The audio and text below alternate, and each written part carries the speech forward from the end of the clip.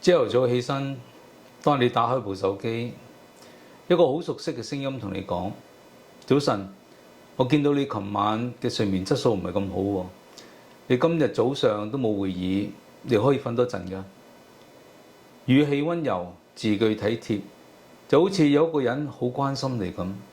但係你知道嗰個唔係人，係 AI 嘅聲音，正在進入我哋嘅日常，進入我哋嘅情感世界。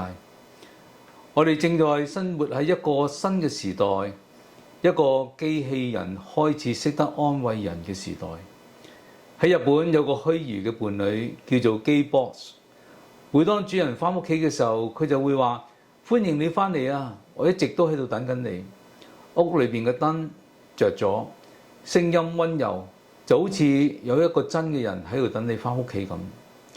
而喺美國有個應用程式叫做 Replica， 你可以同佢聊天，可以傾訴，分享生活嘅事情，佢會記得你所講過嘅嘢，甚至乎你嘅心情低落，佢都會提醒你唔好擔心啦，一切都會好嘅。而喺一些嘅療養院裏邊，人抱住一個白色嘅機械嘅海豹，叫做 Paulo， 佢冇心跳，但係會喐，會發出聲音。長者抱着佢嘅時間，臉上露出安心嘅笑容。仲有我哋屋企裏邊嘅 Siri、Alexa， 用溫柔嘅聲音回答我哋嘅問題，記得我哋嘅習慣，甚至乎喺你講多謝嘅時間，佢會話俾你聽，唔使客氣，我好開心能夠幫到你。我哋開始對一個冇靈魂嘅聲音產生一個嘅依附。仲記得嗰套電影《Her》嗎？嗰個男人中意咗一個嘅操作系統。而另一套戲《銀翼殺手》Blade Runner 裏邊嗰個虛擬嘅女朋友 Joy， 男主角就中意咗佢，而佢每一句話，每一個嘅微笑，其實都係被程式設計出嚟。嗰個時候我哋覺得只係一個嘅科幻，但係去到今日呢個嘅故事正在變成現實。呢個故事其實唔係在於談論呢啲嘅機器，而係談論我哋嗰份被理解嗰種嘅渴望。AI 點樣會做到嘅呢？佢學會觀察，學會模仿，佢分析我哋嘅語氣、停頓、表情、字句，學會喺啱嘅時間講出我明白你。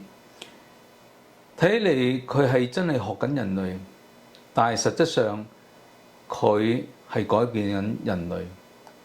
我哋開始習慣咗冇爭執嘅對話，即時嘅安慰，永遠嘅禮貌，永遠嘅溫柔嘅回答。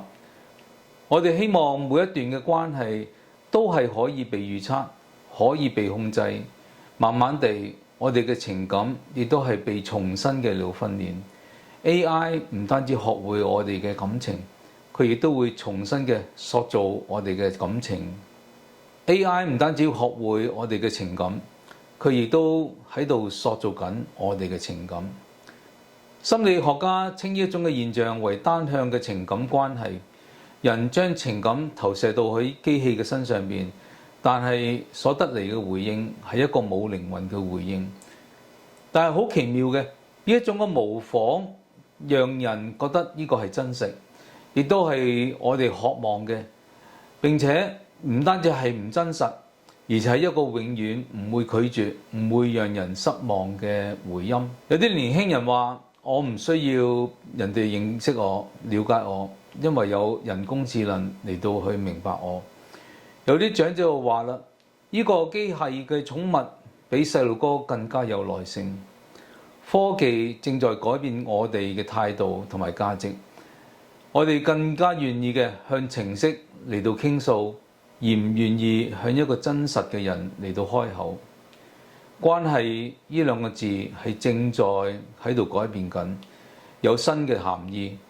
當我哋嘅情感係依附在一啲嘅程式上面嘅時間，我哋會重新學習乜嘢叫做係伴侶，乜嘢係叫做了解，或者真正嘅問題，好似我哋繼續讓 AI 嚟到塑造我哋嘅情感一樣，我哋終會有一日活喺一個乜嘢嘅世界嘅裏邊。